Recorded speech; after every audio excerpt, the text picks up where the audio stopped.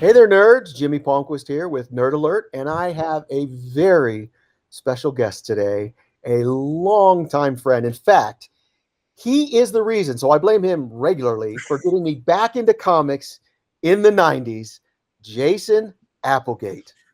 Guilty is charged. Guilty is charged, Your Honor. Proud of that. Love that this is something that we've just been able to connect over in the number of years that we've been friends. One or two. It's not been that Yeah, long because we're not that old. been a few. But you guys, again, this is a generational thing. That's what we constantly bring up here at Nerd Alert. Jason and I lived through an era when superhero movies were not prolific. We had Superman in 1978, Batman in 1989, and then sprinkled in there, we had like a Roger Corman Fantastic Four, which was not released. We had was it Phantom? We had The Shadow, just some Condor Man, which I do love, but we just didn't have the Avengers and the regular Justice League and Wonder Woman. It's a different world. I mean, you couldn't get like a Cheetah T-shirt or the Star Wars, even the number of Star Wars stuff. Like geek culture has exploded since you and I were growing up, and I think it's largely because of just our generation and how much we've identified with it and our own kids. I mean, I know your kids are just like mine. They're just as into all the nerdy stuff that we were too. Oh, Jason, somehow I screwed up because they went on their own off ramp, and now it's like anime and manga, and I'm like, whoa, what is this stuff? Yeah, absolutely. I can totally relate to that as well.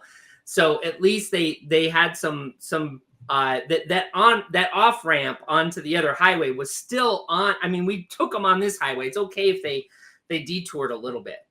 So you're right. I should change my thinking a little bit in that they're just expanding the nerd world and not necessarily doing something that's maddening, because I'm like, I don't understand what you're talking about. I don't. Yeah.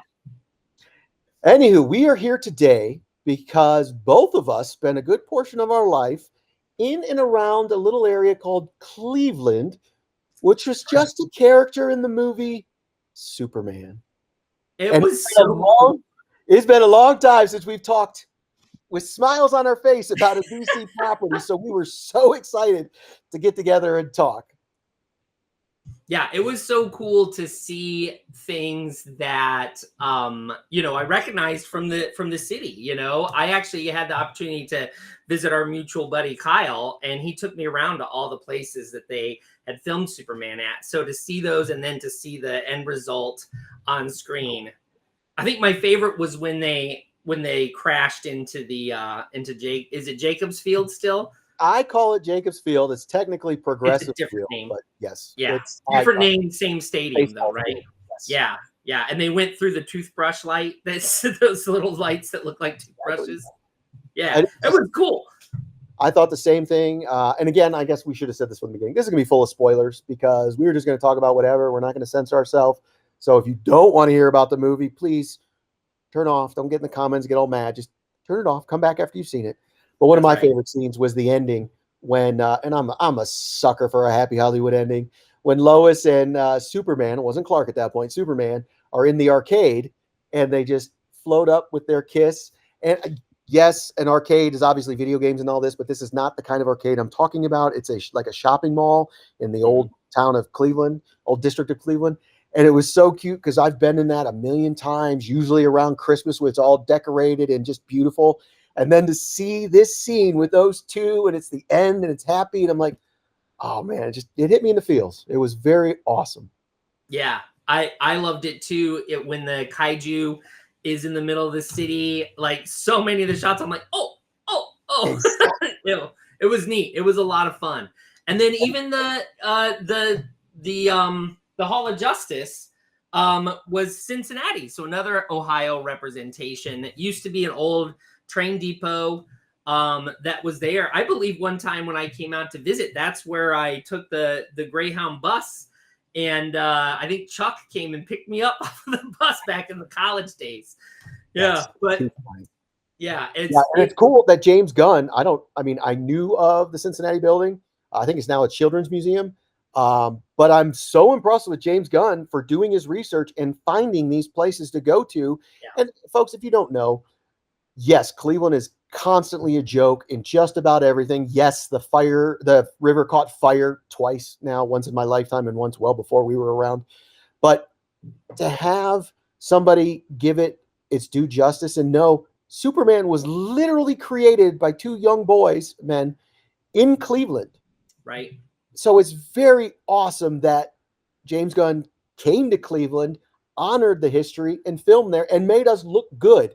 That's the other part. It's very easy to, I don't know, Major League and make a joke about it, but to be like, no, this is Metropolis, but it's Cleveland, Ohio. That's pretty cool.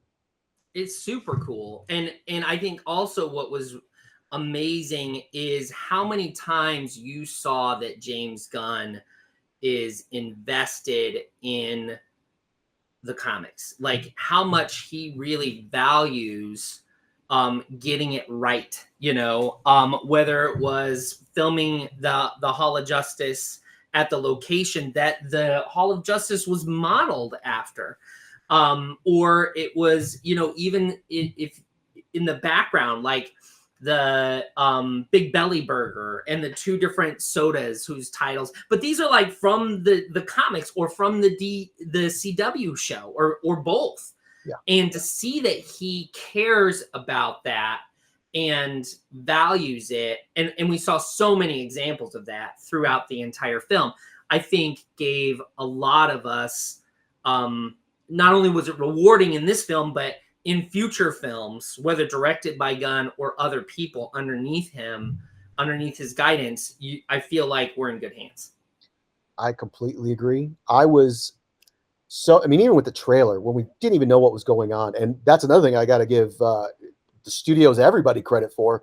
A lot of trailers nowadays either give too much information or not enough information, or you think you know what the movie's going to be, and you go in and like, that's not what I got from the trailer.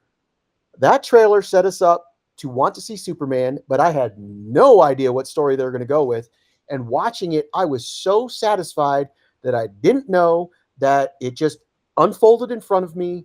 And I wrote this in my review. The only thing that I was like, ooh, was when they revealed Ultraman as the clone. There's nothing wrong with that, but it immediately went back to Quest for Peace. And I'm like, you found a hair?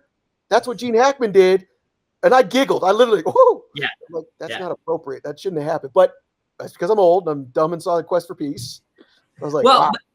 And there, I kind of looked at that as a nod to the Donner films, which you saw several nods to the Christopher Reeve version. I mean, when he gets squashed by the kaiju and tunnels underneath the street and comes back out, that happens in Superman. He tunnels underneath the ground to find Lex Luthor. You had the ditzy girlfriend, Eve. Tessmacher. Yeah, and she was, she's from the movie. Like that's where she originated. So she's been in the comics since, but that was a nice one that got me. I didn't know this. I didn't catch this in the movie. I wrote in my review before I sort of fact checked. I thought Miss Tessmacher was a combination of Otis from the original and Miss Tessmacher because she was so harebrained, and Ned Beatty in the original was definitely not all there. And then Miss Tessmacher was a very pretty face, and she had the humanity, and that was what we saw. The black gentleman who was sort of leading the squad, Lex Luthor's squad, the heavyset gentleman, his name was Otis. Oh, I didn't catch that either. I had no clue until I was going through the cast list. I'm like, oh my God, he did include an Otis. And I'm not saying that's necessarily what happened, but you don't run into many Otises nowadays. So I'm like, I would not doubt if that's what that was. So yeah, I completely agree. It totally tracks with all the other things that Gunn did on purpose. Like anything, even at this point, if it was incidental, it's on purpose now. It just is. Exactly. I'd say, oh yeah, I did that on purpose. I didn't. Yeah, my dog's named Otis. That's why I did it. But no, it's on purpose. But then that's the other thing, the music. And I know Superman Returns tried to basically pick up right where Christopher Reeve left off. Mm-hmm. It didn't exactly catch the magic, but with this version, and you have the John Williams undertone with the guitar. Oh my, even in the trailer that got me going. And then to see it in the actual movie, it's like beautiful. so beautiful the way he handled this, especially knowing this could easily fail because there are a lot of Snyderverse fans, and there's nothing wrong with that. That's A-okay. There's a lot of hate that universe ended. And in my opinion, much like a lot of nerddom, there's just a lot of negativity just because that ended and not willing to try what's coming next. We saw this in a lot of our comments on videos where close your wallet, save your money, don't go see the James Gunn. I'm like, yeah. Why? Who knows? What? Negativity? Blind negativity on social media? What? I'm making it up, Jason. It doesn't exist. I'm just getting views. That's all. So yeah, but I think he could have fallen into a trap of also making it too similar to Guardians. I mean, you had some nice little touches of like soundtrack, being implemented in there where you had some popular music, but it wasn't to the extent that you saw it in Guardians.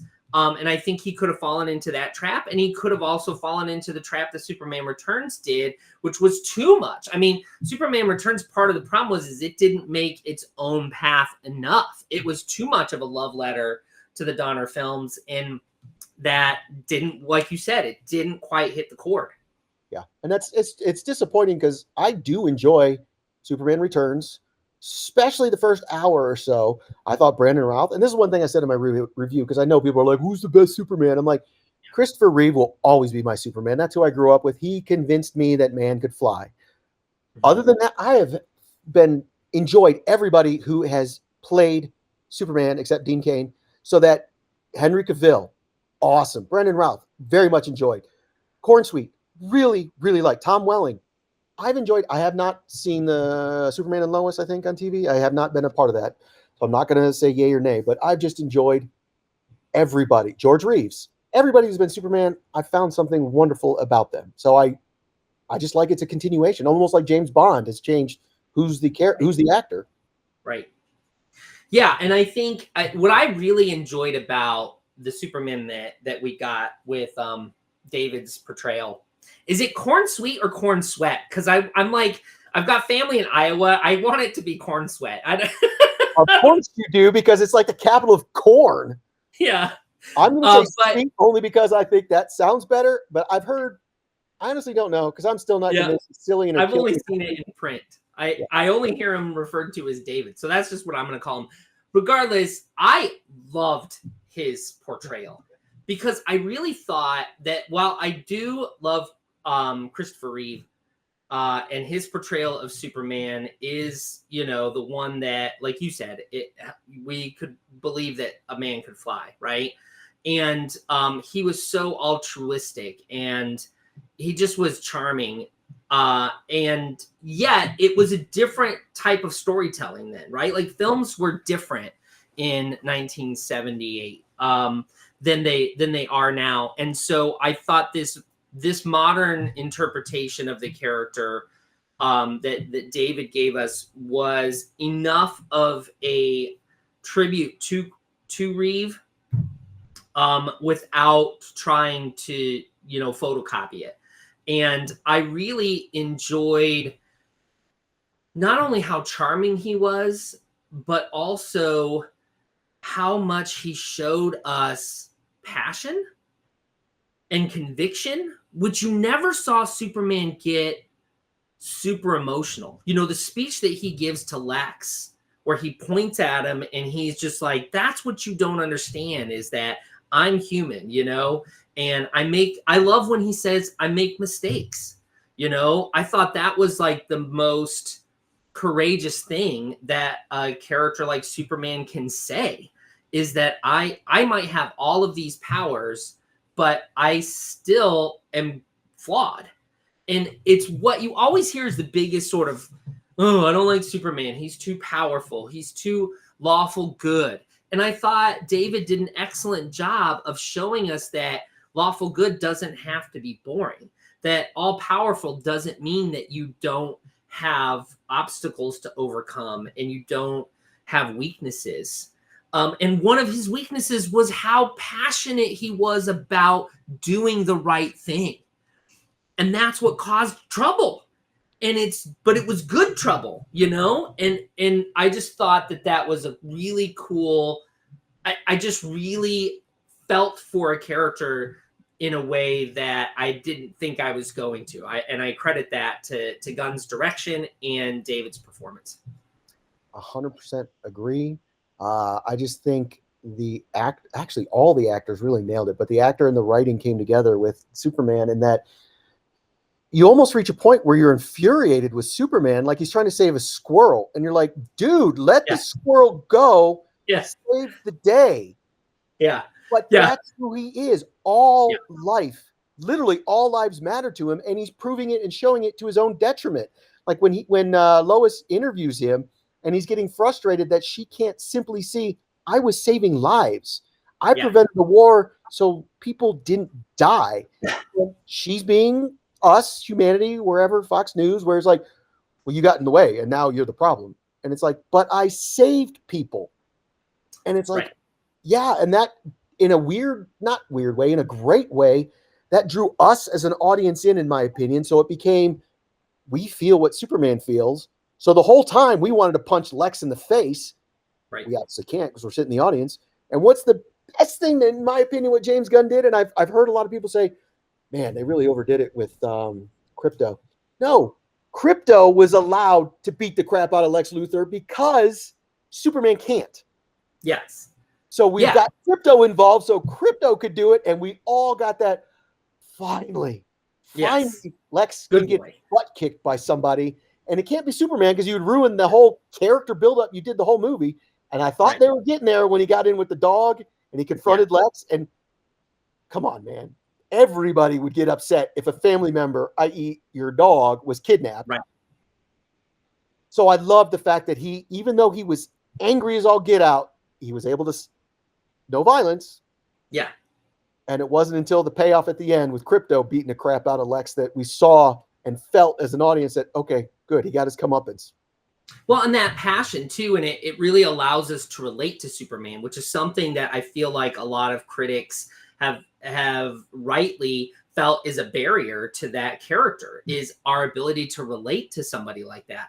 And his passion and how he's, almost loses control, tossing the desk on camera and about the dog. And it's like, like you said, any one of us would do that. And his relationship with Lois, I thought also was beautifully executed. There were two things that Gunn got right. The first was just have the relationship established. Don't make us want them to find out about, like, skip all that. The fact that they've been dating for 3 months. Yeah, let's go.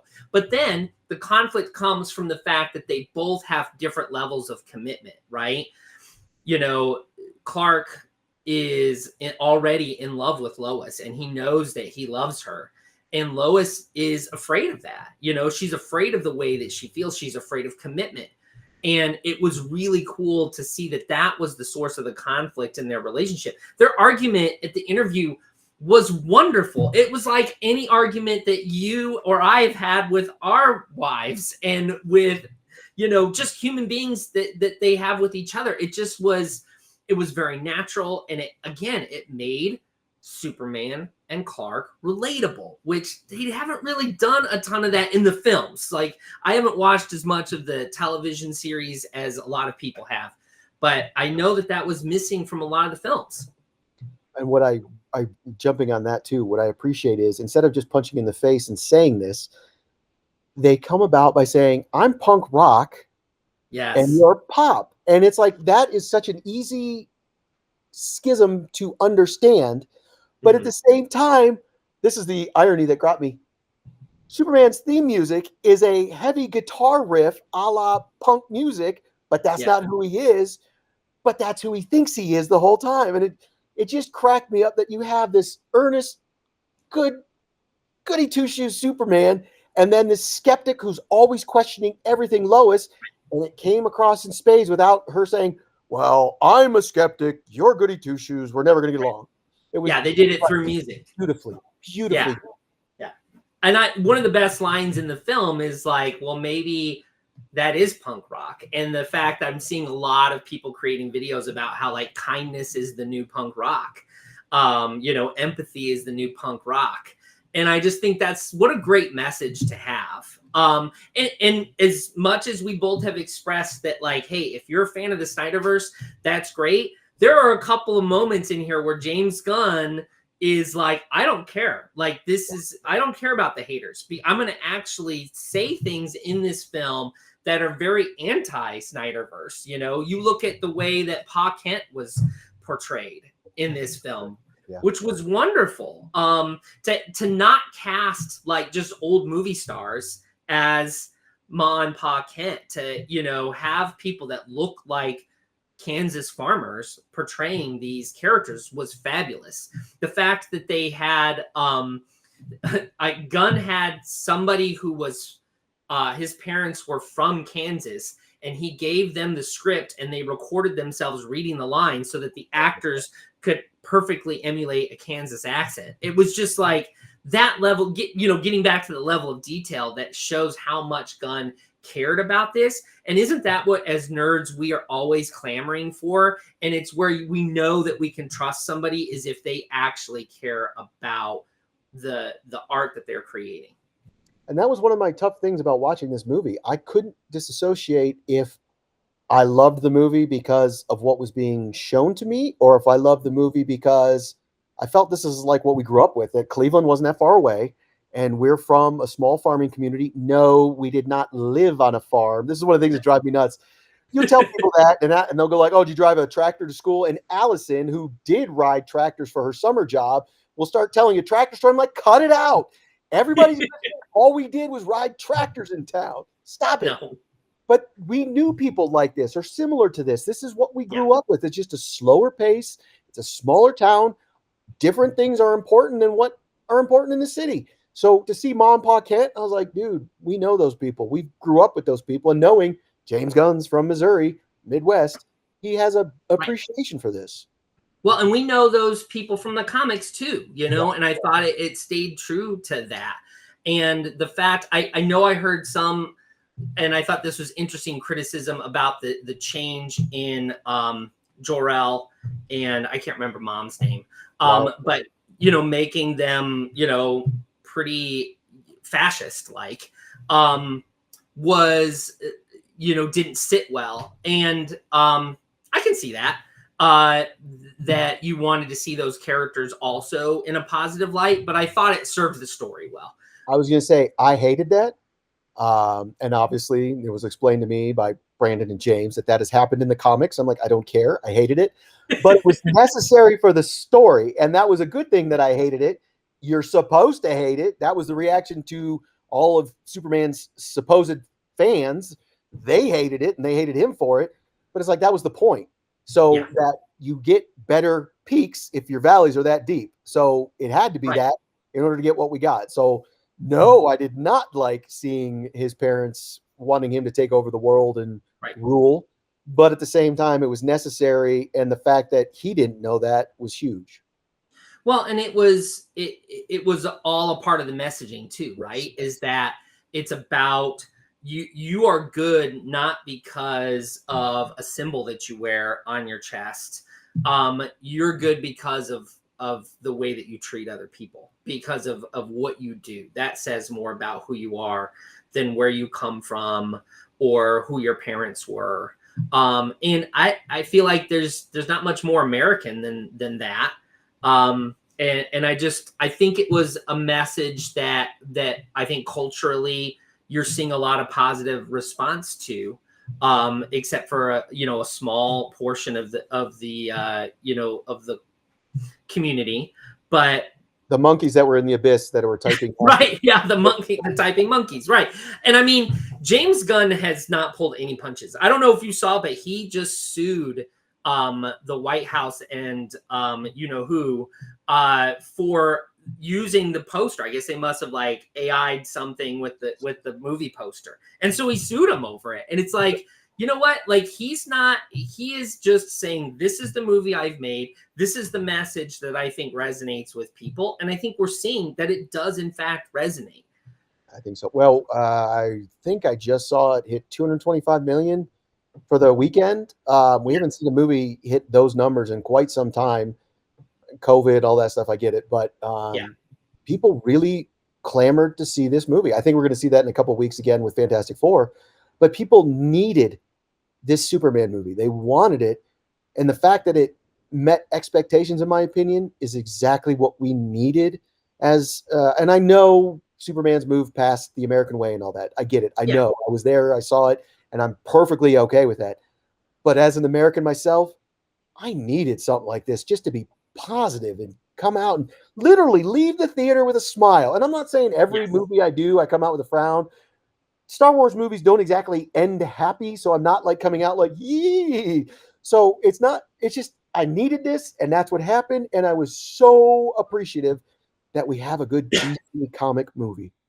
It was a good time, like from top to bottom. And as fans of comic books and DC fans, I mean, it's no secret that I love DC and primarily Batman. And even Batman, it's been so dark. You know, you don't like while you might enjoy the film, you don't leave there like feeling good about the state of the world, you know? And it's nice to be able to feel that way. And that's what Superman can do. But it's also encouraging for the new DC cinematic universe, right? Is we know we're in good hands, and we've already seen, we haven't talked about this yet, and I want to hear your opinion on these too, but I thought the way he dealt with the secondary characters of Mr. Terrific and Guy Gardner and Hawkgirl was also phenomenal. And I mean, to see all the new Mr. Terrific fans, I'm like, yes, thank you. I have a lot of comments, and you're gonna have to remind me, because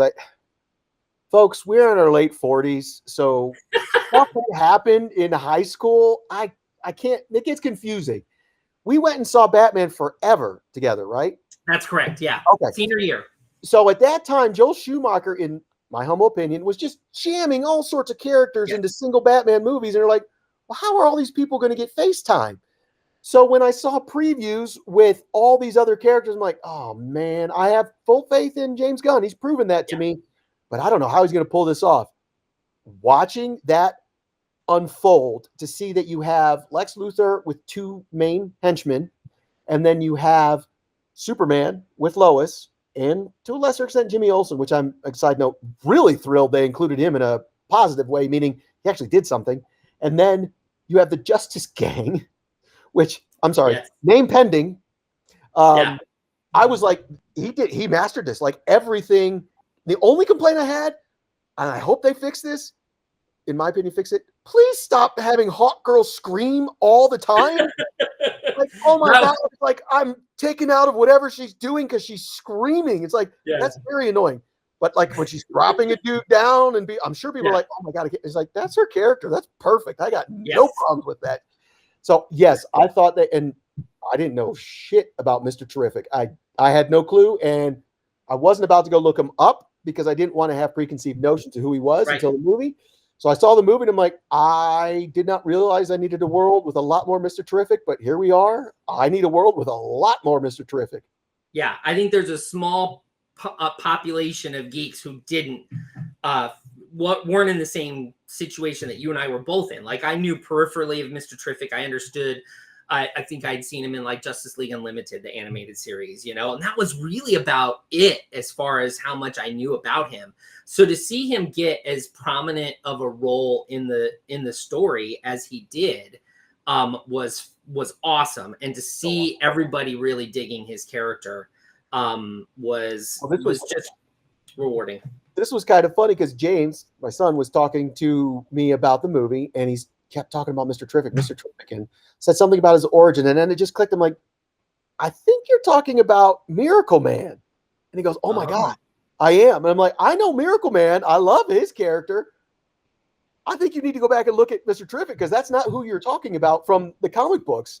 It's like, that's how easy it is to get confused, because there are so many comic characters, and to introduce somebody that isn't well known, it's confusing. And then when I did do my research, I didn't realize he was a Golden Age hero. It was some goofy white guy in a cape, and it looked weird. Because it was the 40s. I know. But then this version, basically, I think it was early 2000s, maybe late 90s, who came about. I'm like, dude, I have never been more shocked. In fact, you know what? Last time he did it was Guardians of the Galaxy, where I was like, I don't know much about these guys, but okay. like, oh my God, you made me fall in love with a bunch of people I have no idea who they are. Right. And to that, I do not like Guy Gardner in the comics. Of all the Green Lanterns, he is by far my least favorite. I just don't like him on the pages. Nathan Fillion took that same character that I do not like in the comic books, put him in a movie, and I'm like, I think I could do more with him because that's entertaining. I dig that. Well, if anybody can make a lovable a-hole, it's Nathan Fillion. I mean, he was great as arm fall off boy in like the first 5 minutes of the Suicide Squad. Like, I will watch that man in basically anything. And he was the perfect, when I saw that he was cast as Guy, I was like, that's a perfect casting. And he did exactly what you wanted to do, which was make him somebody you rolled your eyes at, but was just too funny not to be likable. Well, and I love how he kept like bringing up his credentials. Like, well, the Corps, the Lantern Corps approached me. Like, I'm worried about them, and it's like, bruv, that's not how it really works. Like, and all the digs. The digs about the bad haircut, about anytime he doesn't want to do something, he brings up the vow. When Lois looks at him and she's like, oh, you know the secret identity? Yeah, because he's Clark. It's like, why would you bring that up if you don't know if I know? Well, I assumed you knew. I'm like, yes. And then he goes, we are of the cloth. I died. And it was just like. But on some level, he gets it because when Superman just basically got his emotionally ass kicked and they throw the can at him and he goes into the lobby and here comes Guy, and he blacks out greens out all the windows so people can't see in. Yeah. So on some level, he gets it, but on another level, boy, oh boy, he's the Guy Gardner from the comic books that doesn't get it. Right, which I think is Guy Gardner fans. Yes. That's what they like about him, is that his heart's in the right place. His mouth is just too big. And I think that can be that's an interesting character. And Gunn brought that. Again, we see example after example of how Gunn's love for the material is coming through in his portrayal. The fact that he just leans into the glasses, and he talks about the hypno glasses, and then he even, sort of hints at how ridiculous that is, and that Clark just trusts everyone. Like, Lois is like, why does he keep telling everybody his identity? And it's just like, because that's who he is. He just is going to, she has that wonderful line of like, you see everyone and you just always see how beautiful they are. And I'm just like, oh my gosh, I'm Lois Lane and my wife, Emily, is Superman, is Clark Kent, because she's exactly that way. And just making these characters who are larger than life, though, super relatable is just another thing that I've said it, 5 or 6 times now, was just a remarkable aspect of this movie and why it really works so well. I have a question though. Yeah. And I wanted your thoughts on 2 things. One, the multi-dimensional imp. Do you think that was a nod to Mr. Mixoplex, or however you say that guy's name? I'm glad you brought that up, because when they first showed that crate, I'm like, oh my God, are they going to do it? Are they going to do it? Are they going to do it? And then it turned out to be the imp, and I'm like, okay, well, that's not bad. I mean, I didn't expect Mixoplex to be in this, but man, that would have been hilarious. So maybe that would have been so cool. But it's one of those things, like, I would have loved to have seen it, but that so would have taken away from what the movie was. Well, and it's just a little, like, just these little, like, Easter egg drops that he does. I don't know if you watched Peacemaker or not. Oh, yeah, I have. But, like, there were so many little nods in Peacemaker. Like, he talks about the superhero who, like, can eat anything. Yeah. And he just drops all kinds of... They had John Cena as Peacemaker commenting on TV news about this dude who's an alien. Yeah. It's just like... Right. Perfect. Yes, it was perfect. And the Supergirl cameo, which of course is leading into her film, and everybody's excited that Crypto's going to be back for that too, which is great. Well, that thing cracks me up because it's like my knowledge of Supergirl, is the 80s version of the movie. Right. And some comic books here and there. Actually, I did watch the TV show. That was a good TV show. But I'm not terribly familiar with who she is beyond that media. So to see her pop up the way she did as having a binger on a red planet, I was like, that's hilarious. That's awesome. And I'm seeing people get mad at it. I'm like, why? Like, from what I understand, This is literally from a comic book. So I don't understand, why can't superheroes have humanity? I don't understand. Right. And be rebellious teenagers who just want to get wasted all the time. Well, and then her story, like, I do know she was sent to Earth to protect Clark, but because of the methods to get here, Clark got here first, became an adult. She had no mission anymore. So it's like, Right. what do you want her to do? She literally Right. saw her planet destroyed. Clark didn't. Now she's here. What do you want from this poor woman? Seriously. Yeah. Yeah, and I like that it explained why Crypto was such a ill-behaved dog. And then the other question I had for you though was when Jimmy says to Perry that they've been dating for 3 months. Does that mean that they all know that Clark is Superman? James asked me this. Well, he assumed I thought that way too, and I did not get that at all. I assumed the inside joke was they knew Lois and Clark were dating, although Lois and Clark were trying to keep it a secret. I did not get the sense that those guys, other than Lois, knew Clark Kent is Superman. I never got that. But she's kissing Superman at the end when he asks that question, which But is why I thought it was basically hinting that they knew. And so the hypno glasses aren't even a thing, that they don't really work as well as Clark thinks they do. Now, bear with us, folks. I've only seen it once. I'm assuming you've seen it once. I've seen it 3 times because I loved it the first time, and I've seen it with different groups of people. Yeah. And So you know me, I see movies like crazy. I don't remember the exact circumstances, but I did not think that they were like literally watching them go in the building and then being like, yeah, that's Superman and Lois Lane. I got the sense he legitimately said, let's do that interview, got out of the public view, then had that moment so that there was no romantic involvement. I think you're going to have to watch it again and look for it, because I think it's my theory, at least, though I do think it's purposefully vague, that Gunn is hinting at the fact that they all know that Clark is Superman. Because that's one of the things that made me so annoyed with Michael Keaton's Batman. It's like, why are you telling everybody you're Batman? But it's Clark. Like, it's a totally different thing, And she established that with like, and in the comics, Jimmy knows before Lois does a lot of times. So I just thought it would be interesting. The other thing I really enjoyed was Jimmy's girl magnet thing, which I guess is also comic book accurate. I did not realize that, but apparently he is just a stud muffin. That's hilarious, because my knowledge of Jimmy Olsen is, again, TV shows and movies, and as far as I can remember, like Mark McClure is the big one from the original Superman. Yeah, it's just a dude who's in the background, his photography, who could potentially be in trouble that Superman might have to save. He really moved the story forward. So Superman version, exactly. So to see this version, you're like, dude, he's actually the whole impetus to why Superman was able to make a comeback.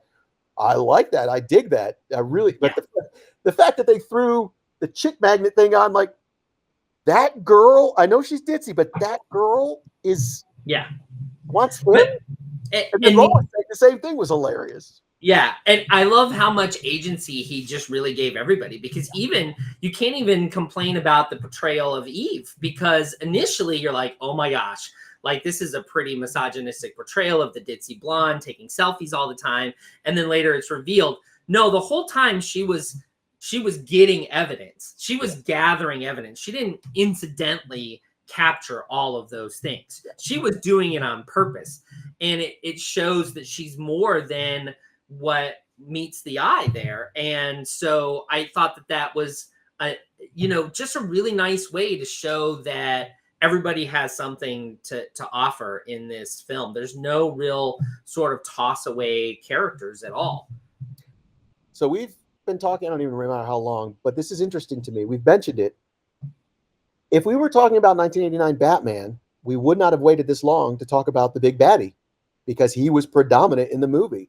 Yet Superman, Lois, all these other characters were so good.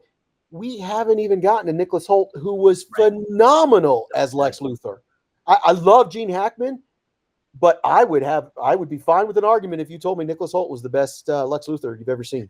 Well, I mean, he grew up a fan of Smallville and Michael Rosenbaum's portrayal of Lex Luthor, and it shows, I think, because I didn't watch a ton of Smallville because I kind of had just missed that train age-wise. And so, you know, I've seen bits and pieces, but from what I've heard, anyone who's a fan of Smallville, Rosenbaum's at the top of the list of they just adored his portrayal of Lex. And I think that you saw that here as well. You know, he was over the top and a wonderfully comic villain, both in that he was exaggerated and hyper realistic in a way, but also when you look at a lot of real life billionaires, you're also but you know, not so different from, say, like the characters in White Lotus and all of these other things that you're seeing, where it's like, wow, there are people like that, aren't there? And that's what amazed me. They got it across that he didn't really care about money. He really didn't care about power. He just cared that this other dude that was not from his planet was looking better than he was. That was basically what it boiled down to, is that somebody made him look bad. And it was like, well, and there was a line in there where he says something to the effect of, you know, that he's scared. He says that. He says that something to the effect of, you showed us just how weak we are. And he's acting out of this fear of losing power. And honestly, and I may be taking this a step too far, but it reminded me a lot of how, you know, white nationalists are and how they feel about immigrants and how that their racism comes from fear.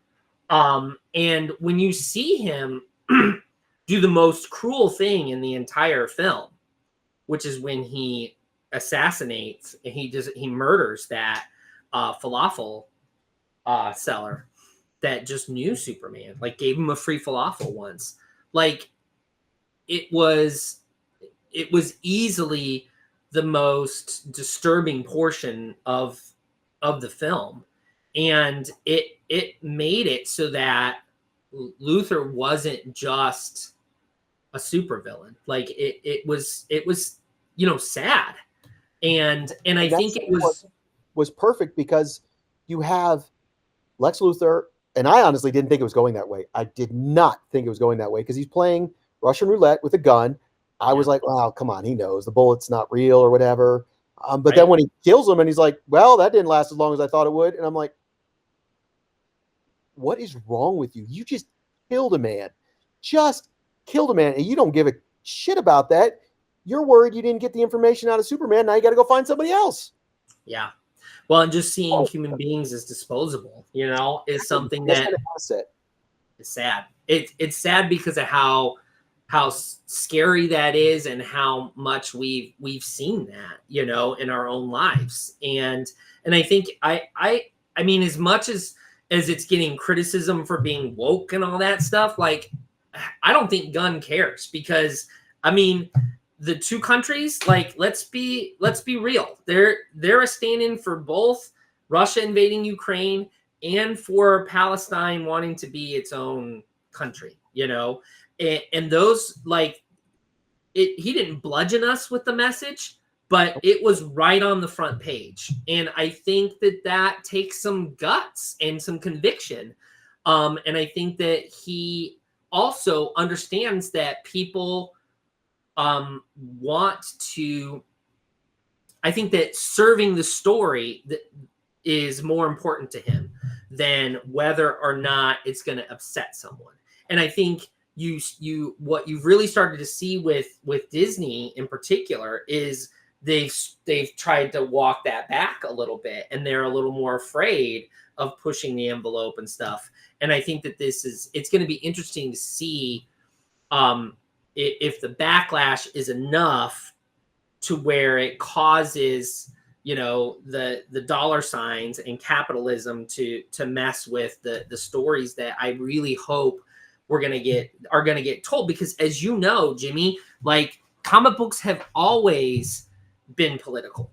They've always been political from the very beginning. I mean, let's go back to these two young men from Cleveland, who are both sons of Jewish immigrants, and they were using Superman as anti-Nazi propaganda during the war. So much so that the Nazis were like reacting to a comic book that was being published in America, and just he would fight slumlords. And so to say that, and he is an immigrant, and you know what? That didn't used to be a bad word. And so it's just it's very interesting to see how this film might stand in regards to just popular culture and storytelling from here on forward. I like that you said that because I really enjoyed this movie. Yes, there's a lot of criticism of it being woke, which I still cannot fathom how that's become a negative word to certain people. Because it's like, well, yeah, so I'm not sleeping through life. I'm actually paying attention to what's going on. All right. But I hope with the popularity of this movie and the amount of money it's bringing in, I hope Kevin Feige can see, and I'm not saying Kevin Feige has been gunshot about anything. Right. Yeah. But I know like he's had to make answers to the board because it's Disney and all that. Miss Marvel was wonderful. Was it made for me? Hell no. I'm a 48-year-old white guy. Do you think anybody who was considering a Pakistani girl to be a superhero was thinking about me? No, that's fine. The Marvels was a fantastic movie. Is it the best movie I've ever seen? No. Was I highly entertained? Yes. She-Hulk. Was that a great TV show? You're goddamn right it was. I loved it. I loved it. It was meant to be fun like that, yet somehow all these female-led movies are trash. All because, in my opinion, people see a female lead, and I'm like, are you kidding me? The only movie that I'm really like, dude, I just think Disney misfired on this bad was The Eternals. I truly believe The Eternals would have been much better as a TV show. They could have taken the same footage they had, just edited it differently so that we were more prepared for that. The movie, to me, felt like it was just disjointed and a little discombobulated. I'm not counting the Inhumans. Yes, I know that was under this current regime and kind of swept under the rug. I don't count that one. But to me, the only real misfire was The Eternals. I think every other Marvel movie that's been made has at least been entertaining, added to the story where we're going. So I hope the popularity of this Superman movie shows people aren't fatigued from superheroes.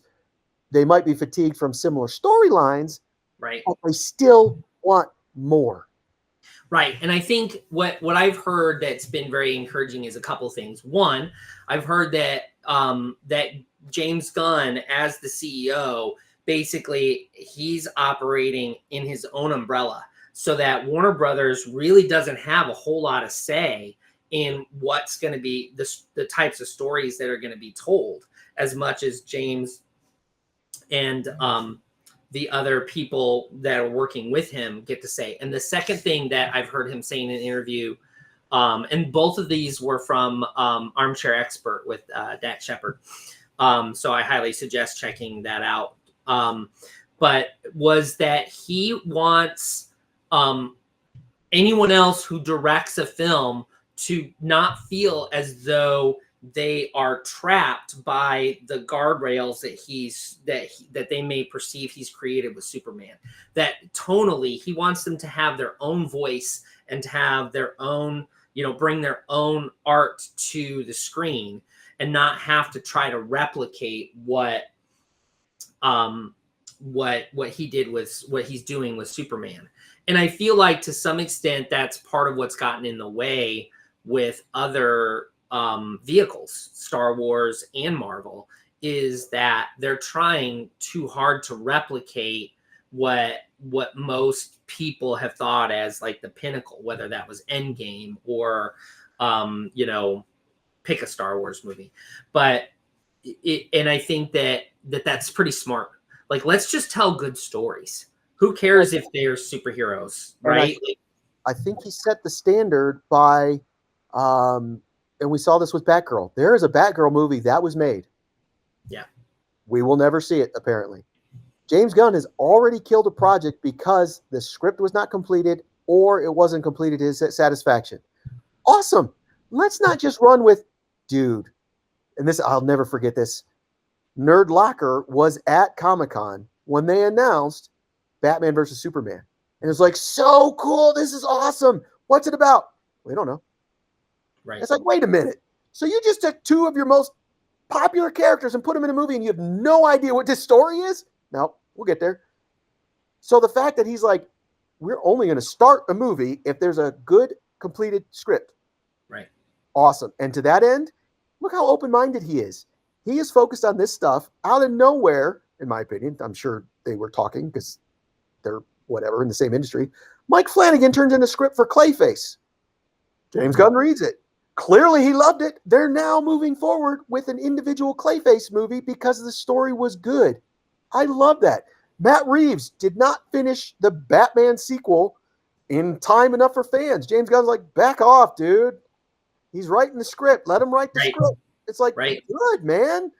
Well, that's a screenwriter for you, right? Like, you know that James Gunn, while he's an executive producer, he's a writer first. And I think that is only going to serve the storytelling going forward. So, I couldn't agree more. Mistakes we saw with Marvel, and luckily it didn't trip them up. Iron Man was so popular, and Incredible Hulk wasn't. Let's rush out another Iron Man movie quick. Is that the greatest movie? No. Luckily, it's not as bad as I remember it the first time I saw it. But it's like you guys didn't give the people in charge of the money wanted more of a return quicker. Yeah. I feel like James Gunn is at least like, back off, man. We have like 20, 30 years to get this story going. Right. We'll get there. You'll get your $1 billion and more. Right. It's the bean counters making the choices instead of the artists, which is, the way capitalism ruins everything. Well, to that end, I was still floored that if I understand correctly, and I saw it and it was phenomenal. James's first introduction of the DC universe to us in this new universe that he created was Creature Commandos. Like, who in their right mind is like, oh yeah, let's launch with Creature Commandos? James Gunn. I think that is, he's also sort of like enveloped in the Suicide Squad, which is Creature Commandos comes after the Suicide Squad. You haven't seen it yet? No, I have. I love it. I love it. Creature Commandos is great, so right? So good. Again, making me care about characters where I'm like, what? I care about these people? Wow. Yeah, I loved it. And that's what I mean. Like, I wouldn't have guessed that's who you should launch a franchise with. But here we are, James Gunn, being who he is. And I don't know if you guys know, he has roots in Troma. Troma is the studio that created the Toxic Avengers. So that's kind of where James Gunn is coming from. That was his introduction into film. So he's a weird dude in a very wonderful way. So for him to bring that to light, and I know people are like, oh, well, Peacemaker came first. Oh, Suicide Squad came first. Yes, they did. But that was still him not being 100% in charge. Creature Commandos is the first one where he's running the ship. It's him with Peter Safran. I don't want to, not give him the kudos. So to see what he's been doing with just those two entities so far, and the way he's handling the business side of things, because you could easily be like, wow, he told a great movie, but dude, he's screwing up over here with the business. Like, I'm thoroughly impressed with what I'm seeing him handle, and Safran handle at DC Warner Brothers, because it's been a long time since we've had regular positivity coming out of that studio. Yeah, and I feel like as long as he continues, and I don't see this changing, to serve the story. That's what is going to make for good films, is just serving the story, having high standards, like you just said. If the script isn't there, then, I mean, he said that about Superman, right? Was that he wasn't, they asked him when he first, with the whole, 10-year ago tweet, got fired from Marvel, got hired by DC, then got rehired by Marvel. Like, when that whole thing went down, the first thing they asked him was, would you want to do a Superman movie? And he said, not yet. Because he knew he wanted to take his time. He wanted to make sure that he wrote a compelling story that was going to strike a chord with his audience. And that while also being a love letter to Superman as a character in almost all the formats that you can possibly think of. Well, and he is one of the most difficult characters to portray in both comic books and movie and TV, whatever. Because as we joked when we were much younger, it's a dude who's just allergic to a green rock. Like Right. how do you portray this? What's his faults? What's his downside? Like whatever. So he is a very difficult character to portray in a way that we can identify with him. Right. So for James Gunn to do that and to know he wasn't ready, to now obviously he is ready, man, that is great. And you mentioned something. Two things that I know of really led to two accidents, or not accidents, two quirks of fate have led us to a great Superman movie. One, no clue why. I mean, I get it, but James Gunn was fired from Marvel, and we never thought we would get a Guardians of the Galaxy 3. We thought that was done. He came over to DC, made a movie, and I think that opened the door for him to do what he's doing now. Luckily, we got Guardians of the Galaxy 3, or maybe not, because it was very sad. I did not expect the animal stuff in there. But the other one that I really point to, and like, I don't know if this would have been the same movie, Nicholas Hoult lost the role of Batman to Robert Pattinson. Oh, I didn't know that. Goodness. Thank goodness. Like, Yeah. I would have loved to see Nicholas Hoult as Batman. That's fine. But Robert Pattinson did a fantastic job. But obviously, we wouldn't have a person who's playing Batman also be Lex Luthor. And Right. I really, really feel this film nailed it as good as it did because his portrayal of Lex Luthor was horrible. Like, he was a horrible human being. But that's what we needed. We needed that to go opposite of how good Clark Kent is. Yeah. So I'm very happy those two circumstances happened to create what we're getting now. Yeah. Yeah, I could not agree more with both of those. Apparently, he also auditioned for Superman as well. Yeah. Oh, I don't. Yeah. Now seeing him as Lex, I'm like, I don't think. Yeah, you can't. Right. No. Well, and James didn't see it that way at all either. Like, if you listen to that interview, he talks about how like they had like, I don't remember if he said 300, but I'm just going to throw that number. Like, just everybody auditioned for the role. And he was like, nobody. And then finally talk about like fate or circumstance or whatever. David auditions and he's like and he almost didn't want to even consider him, but he sort of got tricked into it, or like basically it just kind of happened. And then he was like, Clark Kent, isn't it? That alone is Clark Kent. Yeah. Oh, absolutely. No, everybody else is doing it. No. We're just going to this restaurant. You're going to meet this person. Yeah. Oh, okay, cool. Wait a minute. Yeah, exactly. So I think just a lot of things fell together for this film to be as successful as it was. And I'm glad to hear that you and most people that I've seen, whether it's on social media or even have talked to, have really enjoyed this film. And I hope we get to see a lot more of DC's characters get the portrayal that they deserve. Agreed. And I would like to say not necessarily one final thing, but one thing that as a nerd, I was very humbled as I was writing my article and going back and fact checking and make sure that the actors and all that right. I'm not going to butcher his name, but the actor that played Mr. Terrific. I'm a huge X-Men fan. I love the X-Men. As you know, that was my jam in comics. That's what I collected. I had no idea that was the actor that played Darwin in X-Men First Class. No clue. And then I saw that. I'm like, oh my God, thank God he got redeemed, because his demise in that movie was so pathetic. Yeah. Thank God he's hitting it off now.